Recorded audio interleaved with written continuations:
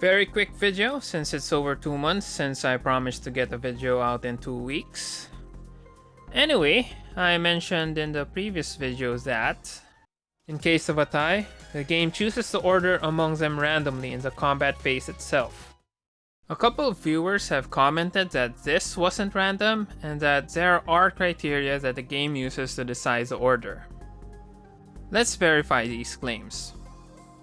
First claim, librarians go first. Here we have Roland in a clash and he has 3 speed. You also have a Yun's Fixer having the same 3 speed. If the claim is true, Roland should go first. And the Yun's Fixer goes first, attacking Christopher. Next claim, senior units go first. That is, patron librarians will act first, followed by the assistant librarians in the order that they are unlocked.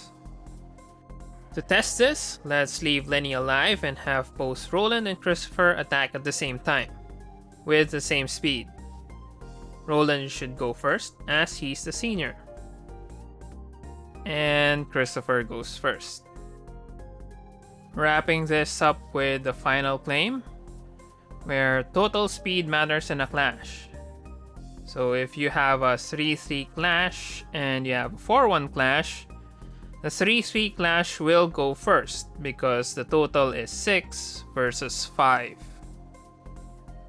And as expected, the 4-1 clash goes first because 4 is the highest speed among all of them.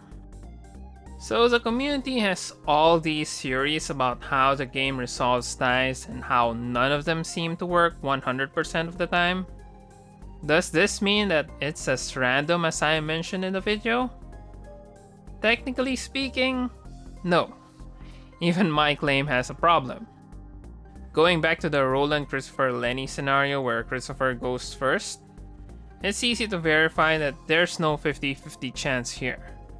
In case of a speed tie, Roland will never attack Lenny first. No matter the speed values, no matter who set up the clash or one-sided attack or whatever. So what's the actual tiebreaker then? And here lies a problem. And it's why I haven't released a proper response video even after 2 months.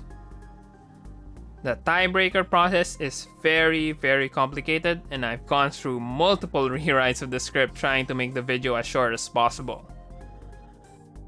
Hint, it has something to do with unit positions and speed values. And that leads us to the second reason. Most players are better off thinking it's random.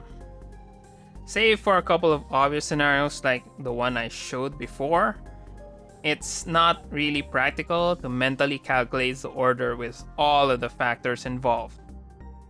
For example, here we have 2 very similar setups, and one minor change resulted in a different clash going first. And the cherry on top, theoretically, there may be a case where the result is still random.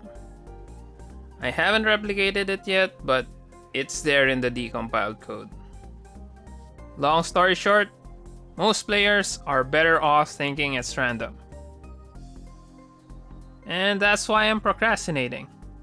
It's hard to be excited about making a video in your free time that begins with a disclaimer saying, yeah, you can safely ignore this video unless you're a nerd and want to know how the game actually works. Anyway, that's it for this teaser. Full video will be out in a month or so, and part 2 will be out in maybe 2 or 3 months more.